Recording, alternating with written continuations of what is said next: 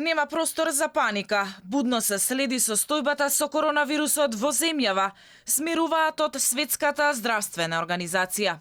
Оттаму посочуваат дека македонските здравствени институции имаат капацитет да одговорат на заканата од коронавирусот. I just have one last message. Ова се работи за нов вирус, каде што сознанијата се менуваат од ден на ден и во тој контекст и дневно се следи состојбата и затоа сме на одредено ниво на будност.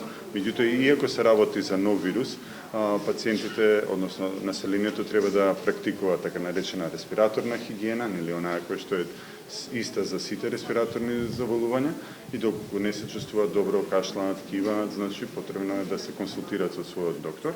Дека се уште нема видлив ризик за евентуално ширење на коронавирусот во Македонија потврди и министерот за здравство Венко Филипче. Го спремивме целокупниот здравствен систем во однос на кадарот, во однос на инфраструктурата, во однос на опремата, во однос на точно одредување на места кои што евентуално било потребно да ги хоспитализираат пациентите. Сакам да кажам дека сме чекор или два напред и дека сме целосно спремни да се справиме со овој предизвик, иако ќе повторам, далеку сме од тој ризик. Во меѓувреме Светската здравствена организација прогласи вонредна состојба на глобално ниво откако бројот на заболени и починати константно расте.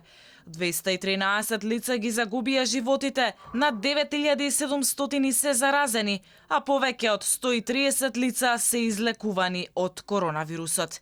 Италија денеска прогласи вонредна состојба откако се потврдија првите 2 случаи на заразени. Истовремено Велика Британија потврди дека 2 пациенти се заразени во Англија, а први случаи од вирусот потврдија и Русија, Индија и Филипините.